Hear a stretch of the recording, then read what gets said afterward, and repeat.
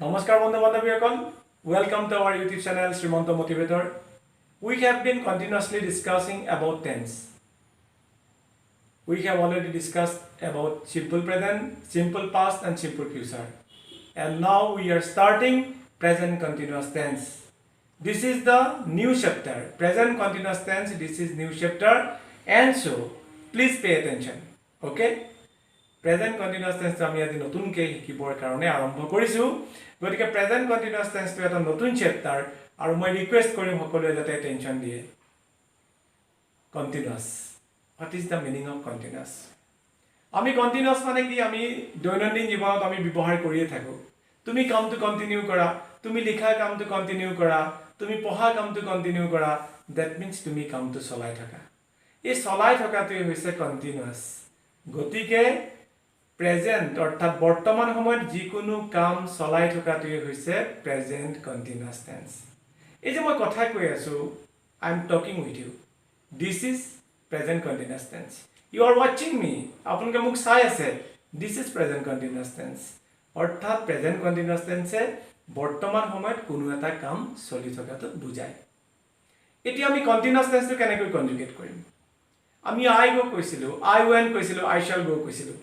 তাত কোনো আইএনজি নাই কোনো ভাৰ্বৰ পিছত আইএনজি নাই অৰ্থাৎ we did not use any ING just after the verb but in present continuous tense we will add ING just after the verb go plus ing going do plus ing doing read plus ing reading okay is a going reading giving looking এইবিলাক হৈছে continuous tense continuous টেন্সত আমি কেনেকৈ verb প্ৰয়োগ কৰো আৰু ভাৰ্বৰ পিছত কেনেকৈ ING লাগে সেই বিষয়ে অৱগত কৰিলো ওকে এতিয়া চাও অকল আমি I go to continuous tense কৰিবলৈ যাওঁতে আমি আই গোইং বুলি ক'লে ভুল হ'ব আই গোইং দ্যাট ইজ ৰং I am going, that is correct. I reading, this is wrong. I am reading, this is correct. I playing, no, not I playing, I am playing. He writing, no, that is not he writing, he is writing. If we want to speak English properly, or if we want to speak right properly in present continuous tense, then we must apply be verb and we must apply ing just after the verb.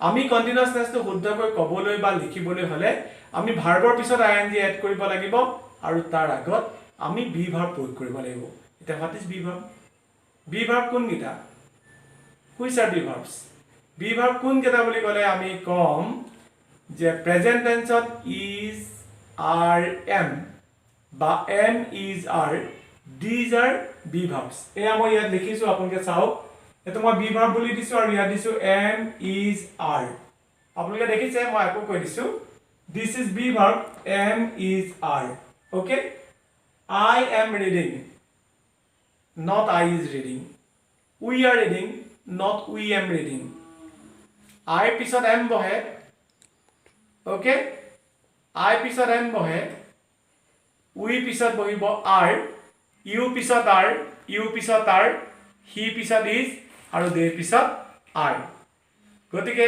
I am reading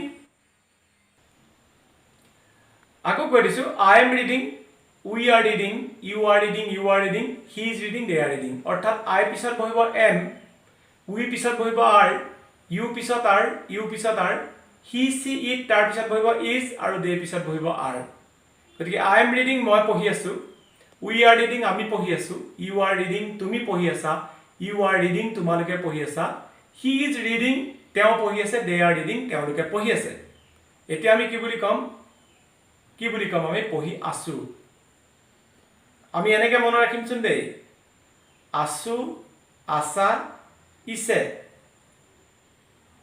M is R আৰু ভাৰ্বৰ পিছত ING নিদিলে নহৈছে আমি তেনেকে মনত ৰাখিম আকৌ এবাৰ কৈ দিছো মানে আছো মানে মই পঢ়ি আছো আছো তুমি পঢ়ি আছা you are reading আছো আছা তেওঁ পঢ়ি আছে he is reading ইছে মানে আছো আছা আছে আৰু is am are আৰু ভাৰ্বৰ পিছত ing নিদিলে নহৈছে মানে শুদ্ধ নহৈছে আমি তেনেকে মনত ৰাখিম মই পঢ়ি আছো, আমি পঢ়ি আছো, তুমি পঢ়ি আছা, তোমালোকে পঢ়ি আছা, তেওঁ পঢ়ি আছে, তেওঁলোকে পঢ়ি আছে।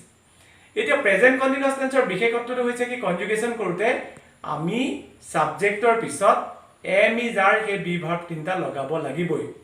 য'ত এম বহিব, য'ত আৰ বহিব, য'ত ইজ বহিব। তাৰোপৰি আমি ভাৰ্বৰ পিছত আইএনজি এড কৰিব লাগিবই। ৰিড প্লাছ আইএনজি ৰিডিং, ৰিডৰ পিছত আমি আইএনজি এড কৰিছো, ৰিডিং হ'ল। ৰাইট প্লাছ আইএনজি, ৰাইটৰ পিছত আমি আইএনজি এড কৰিছো, ৰাইটিং হ'ল। তেনেধৰণে ঠিক তেনেকৈ play plus ING playing, give plus ING giving, তেনেধৰণে। কিন্তু আমি প্ৰতিটো ভাৰ্বৰ পিছত আইএনজি লগাব পাৰিম নেকি? কেতিয়াও নোৱাৰোঁ। যেনে S double E C, C মানে দেখা, চিৰ পিছত আমি আইএনজি লগাব নোৱাৰোঁ। ইয়াত মই দিছোঁ এছ ডবল ই চি আৰু এইটো দিছোঁ মই হিয়াৰ। এই চিৰ পিছত আমি আইএনজি লগাব নোৱাৰোঁ। ধৰক আই এম চিইং ইউ নহয়, কিন্তু আমি যদি বাক্য এটা কালিলৈ মই তোমাক দেখা কৰিম বুলি কওঁ, এই মানে এছ ডবল ই চি আৰু ব্ৰেকেটৰ ভিতৰত মই মিট দিছোঁ, দেখিছেনে? এনেকৈ কাৰচিন দি মিট দিছোঁ। এইটো মিট মানে দেখা কৰা। মই যদি কওঁ যে I am seeing you tomorrow, সেইটোত আকৌ আমি আইএনজি লগাব পাৰোঁ। কিয় সেইটোত আইএনজি লগাব পাৰোঁ? মানে সেই অৰ্থটো মিট বুজাইছে, M double E T meet, মানে মই লগ পাম, সেই অৰ্থটো বুজাইছে কাৰণেহে I am seeing you tomorrow বুলি ক'ব পাৰোঁ। কিন্তু আই এম চিইং ইউ নাও বুলি ক'ব নোৱাৰোঁ। আমি এতিয়া, মই তোমাক এতিয়া দেখি আছোঁ বুলি ক'ব নোৱাৰোঁ। মানে দেখোঁ বুলি এছ ডবল ই চি মানে দেখা, আৰু এছ ডবল ই চি মানে আমি মিট অৰ্থটোতো ব্যৱহাৰ কৰোঁ। মিট মানে লগ পোৱা অৰ্থটো আমি ব্যৱহাৰ কৰোঁ। গতিকে লগ পোৱা অৰ্থটো যেতিয়া আমি ব্যৱহাৰ কৰিম, তেতিয়া I am seeing you tomorrow বুলি ক'ব পাৰোঁ, যে মই তোমাক কালিলৈ লগ পাম, সেইটো আমি ক'ব পাৰোঁ। কিন্তু মই তোমাক দেখি আছোঁ, আই এম চিইং ইউ নাও, দিছ ইজ ৰং। অ'কে, চি পিছত আই এন জি নবহে, মই ক'লোঁ। কিন্তু চি পিছত আই এন জি বহিব। কেতিয়া বহিব? যদিহে মই তোমাক লগ পাম অৰ্থটো ক'বলৈ বিচৰা হৈছে।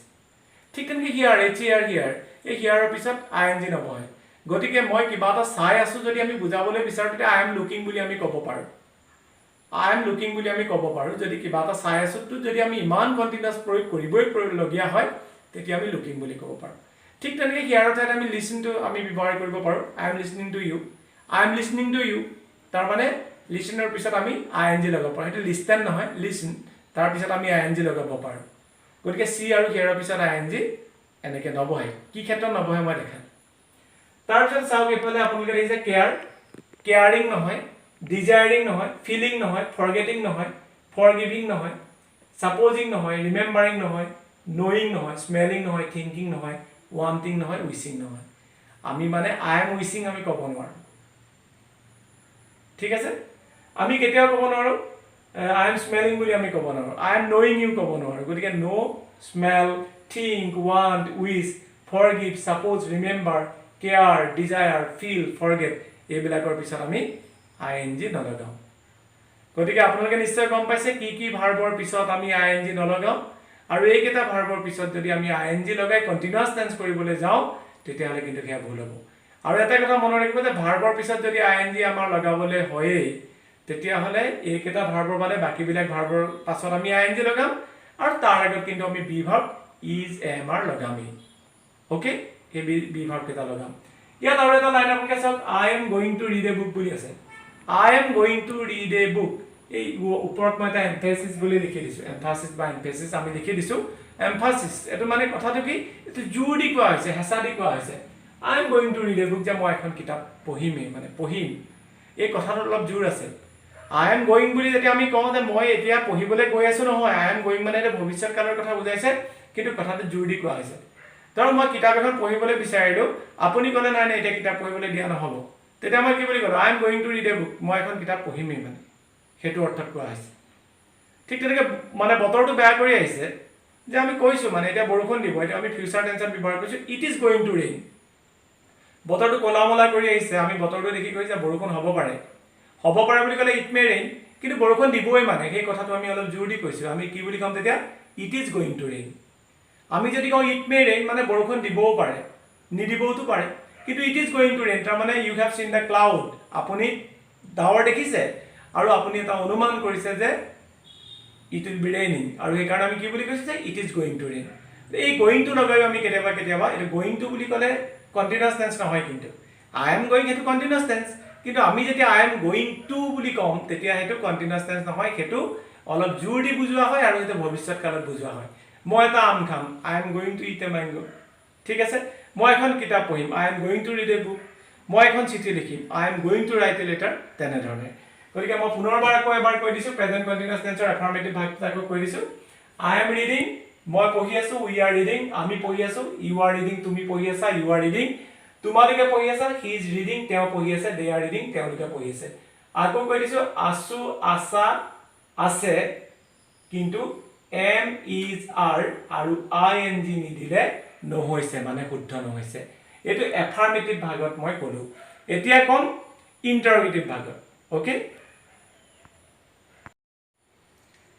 এতিয়া আমি আহিম প্ৰেজেন্ট কন্টিনিউয়াস টেন্সৰ ইন্টাৰোগেটিভলে ইন্টাৰোগেটিভ মানে প্ৰশ্নবোধক হেতু কথাটো আমি ৰিপিটেডলি কৰি আছো এতিয়া আমাক যদি কোনোবাই সোধে তুমি স্কুললৈ গৈ আছানে এই গৈ আছানে বুলি ক'লে হেতু আমাক কন্টিনিউয়াস টেন্সত প্ৰশ্ন সোধা হ'ল তুমি স্কুললৈ যোৱা নে বুলি ক'লে হ'ব হেতু সিম্পল প্ৰেজেন্ট বা প্ৰেজেন্ট ইনডেফিনিট টেন্স মানে সদায় কৰি থকা কাম এটা আমাৰ চলি থকা কামটোৰ কথা বুজোৱা নাই কিন্তু যেতিয়া তুমি স্কুললৈ গৈ আছানে হে বুলি আমাক কোনোবাই প্ৰশ্নটো কৰিব হেতু আমি গম পাম যে প্ৰেজেন্ট কন্টিনিউয়াস টেন্সত আমাক এটো ইন্টাৰোগেটিভ কৰা হৈছে ধৰক আপুনি কিতাপ এখন পঢ়ি আছে মই যদি আপোনাক সুধো আপুনি কি কৰি আছে তাৰ মানে মই প্ৰেজেন্ট কন্টিনিউয়াস টেন্সত সুধিছো আৰু আপুনি মোক ৰিপ্লাইটো দিব যে মই এখন কিতাপ পঢ়ি আছো মই এখন কিতাপ পঢ়ি আছো তো এফাৰ্মেটিভ ভাগত আপুনি মোক উত্তৰ দিলে আৰু মই আপোনাক তুমি কি কৰি আছা বা আপুনি কি কৰি আছে বুলি যেতিয়া সুধিলো হেতু আমি মানে প্ৰেজেন্ট কন্টিনিউয়াস টেন্সত ইন্টাৰোগেটিভ কৰিলো ইয়াত আপোনালোকে দুটা বাক্য দেখিছে আই গো এটো প্ৰশ্নবোধক হৈছে ডু আই গো এটো আই গো বুলি কওঁতে আপোনালোকে গম পাইছে যে this is simple present or present indefinite tense আৰু এটো এফাৰ্মেটিভ ভাগত আছে আৰু এই এফাৰ্মেটিভ ভাগটো যেতিয়া আমি ইন্টাৰোগেটিভ কৰিছো তেতিয়া আমি অক্সিলাৰি ভাৰ্ব ডুৰ সহায় লৈছো ঠিক তেনেকৈ পাস্ট টেন্সত আই ওয়েন্ট টু আমি এফাৰ্মেটিভৰ পৰা ইন্টাৰোগেটিভ কৰোতে আমি ডুৰ পাস্ট টেন্স ডিডৰ সহায় লৈছিলো ধৰক আই ওয়েন্ট তেতিয়া আমি কৈছিলো ডিড আই গো ঠিক তেনেকৈ ফিউচাৰ টেন্সৰ বাক্যটো যে সিম্পল ফিউচাৰত আছিল আই শ্যাল গো এই আই শ্যাল গো বাক্যটো আমি যেতিয়া ইন্টাৰোগেটিভ কৰিছিলো তেতিয়া আমি কৈছিলো শ্যাল আই গো গতিকে সিম্পল প্ৰেজেন্টত ডুৰ সহায় ললো সিম্পল পাষ্টত ডিডৰ সহায় ললো আৰু সিম্পল ফিউচাৰত শ্যাল আৰু উইল অলৰেডি আছিল সেই অক্সিলাৰি ভাৰ্ব শ্যাল আৰু উইলক আমি আগলৈ লৈ আনিলো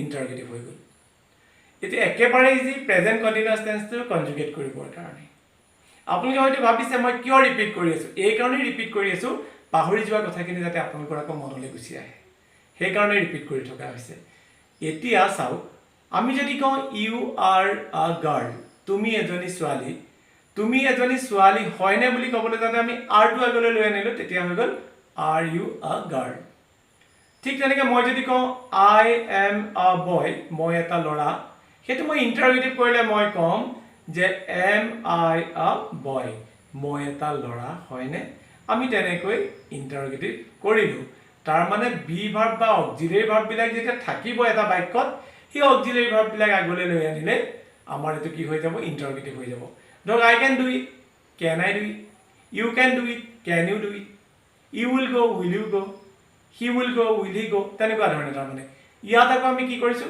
যে আই এম ৰিডিং বুলি কৈছো বা আই এম গোইং কৈছো বা আই এম ৰিডিং কৈছো তাৰ আগত থকা আমি এম ইজ আৰটো আমি আগলৈ লৈ আনিলে হৈ গল গতিকে আমি কি কৰিম M I reading are you reading মই আমি যিকোনো এটা ভাৰ্ব ল'ব পাৰো গোইং ভাৰ্বো ল'ব পাৰো ৰিডিং ভাৰ্বো ল'ব পাৰো আমি যিকোনো এটা ভাৰ্ব ল'ব পাৰো মানে ৰিড ল'ব পাৰো গো ল'ব পাৰো ইটো ল'ব পাৰো যিটোৰ ক্ষেত্ৰত আমি ভাৰ্বৰ পিছত আইএনজি লগাব পাৰো ঠিক তেনেকৈ ইয়াত মই এটা বাক্য লিখি দিছো আই এম ৰিডিং আপোনালোকে দেখিছে আই এম ৰিডিং এই যে এম টু বি ভাৰ্ব এটো ৰিড আৰু তাৰ পিছত আইএনজি বহিছে সেই কাৰণে এটো present continuous tense I am reading মই পঢ়ি আছো এতিয়া মই পঢ়ি আছো নে বুলি ক'লে একেবাৰে ইজি এম টো আমি আগলৈ লৈ গুচি আহিলো এম আই ৰিডিং মই পঢ়ি আছো নে যেনেকৈ এম আই এ বয় মই এটা ল'ৰা হয়নে ঠিক তেনেকৈ I am reading to am I reading মই পঢ়ি আছো নে এটো একেবাৰে ইজি মই এখন উপন্যাস পঢ়ি আছো নে am I reading a novel তুমি এখন চিঠি লিখি আছা নে are you writing a letter হে তেনে ধৰণে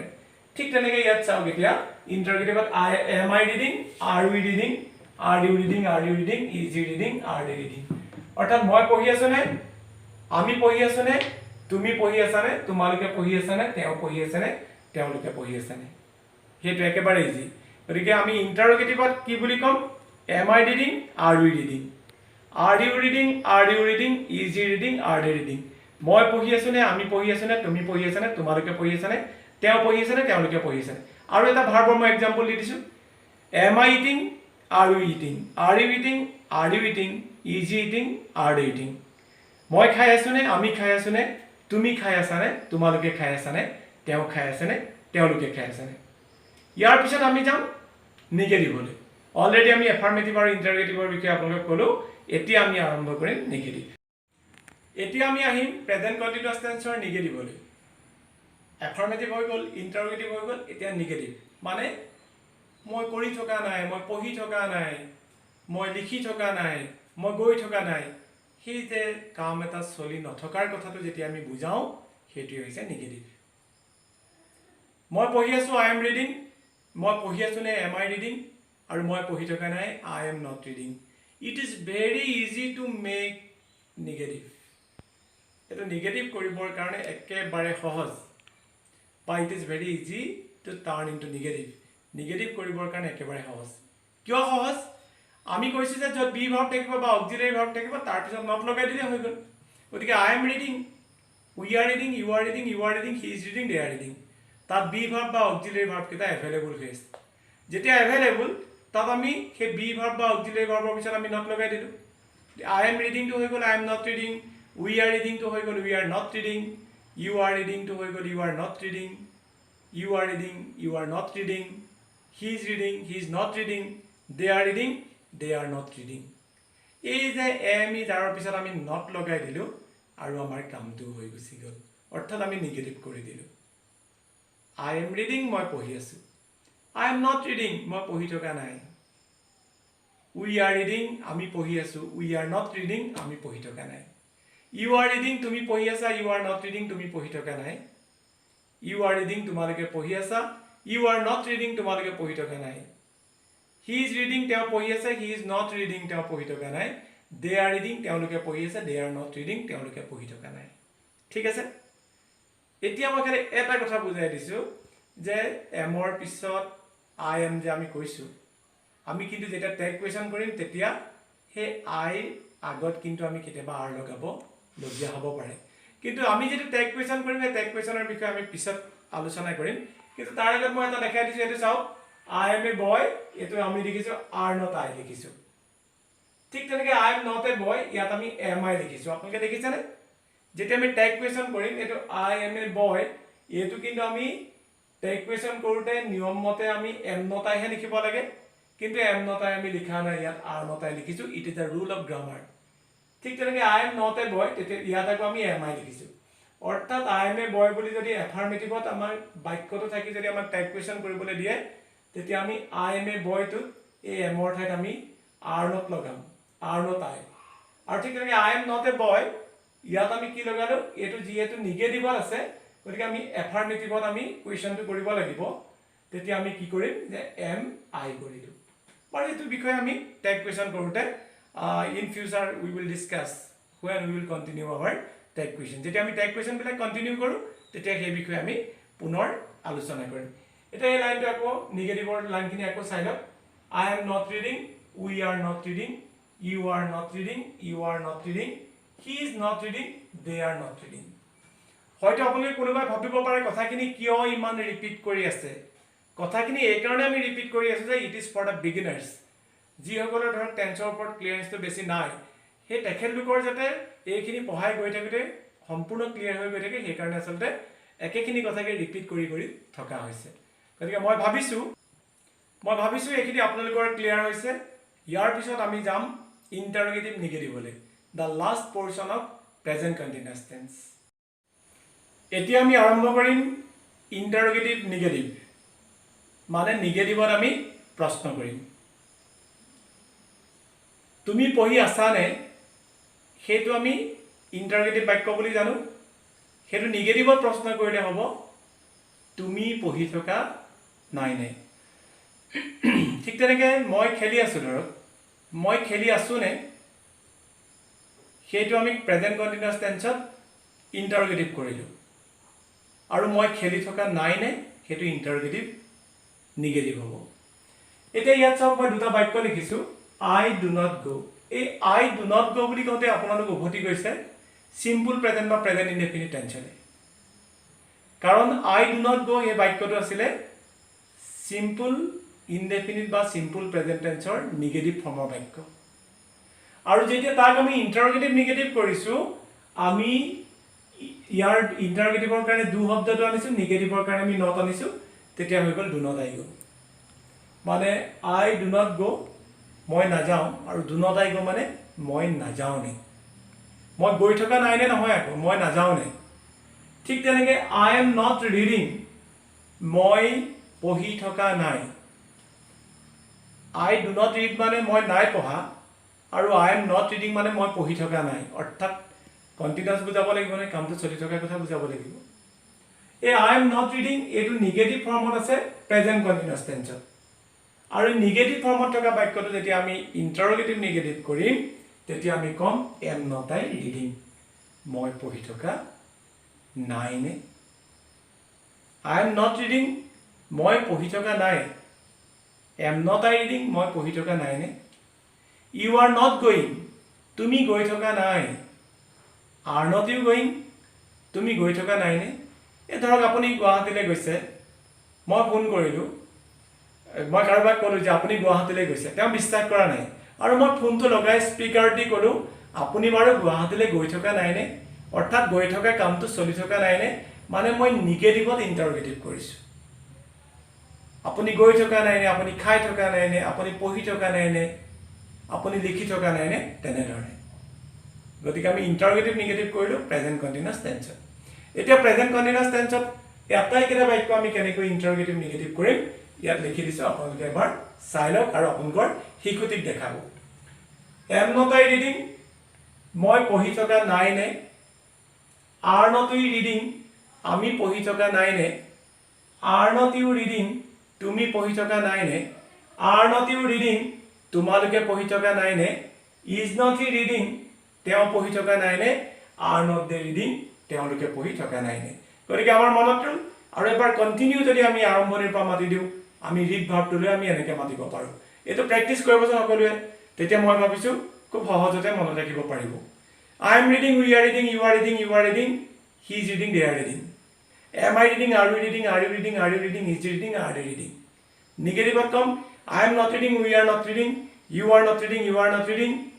he is not reading they are not reading আৰু ইন্টাৰগেটিভ নিগেটিভত আমি কম am not I reading are not you reading are not you reading are not you reading is not he reading are not they reading অৰ্থাৎ মই পঢ়ি থকা নাই নে আমি পঢ়ি থকা নাই নে তেনেকুৱা ধৰণে গতিকে আপোনালোকে মোক চাই আছে হেতু যদি কয় am not I watching you মই তোমাক চাই থকা নাই নে are not you watching me আপোনালোকে মোক চাই থকা নাই নে তেনে ধৰণে গতিকে ঠিক তেনেকৈ মই খেলো বুলি ক'লে I play মই খেলি আছো I am playing মই পঢ়ি আছো I am reading আৰু মই পঢ়ো বুলি ক'লে I read তেনে ধৰণে গতিকে মই ভাবিছো you will not any difficulties to learn this tense এই টেন্সটো মানে আয়ত্ত কৰিবৰ কাৰণে আপোনালোকে বিশেষ জটিলতা অনুভৱ কৰা নাই একচুয়ালি বহুত ইজি হয় কিন্তু তাকে আমি মনত ৰাখিবৰ কাৰণে অকণমান খালি আমি এটেনশনটো দিব লাগিব pay attention then you can remember each and everything thank you so much হেকত সকলোকে অনুৰোধ জনাইছো আমাৰ ইউটিউব চেনেলটো চাই থাকিব আপোনালোকৰ হিকুটিক দেখাব আৰু এটো আমাৰ এক বিনম্ৰ প্ৰয়াস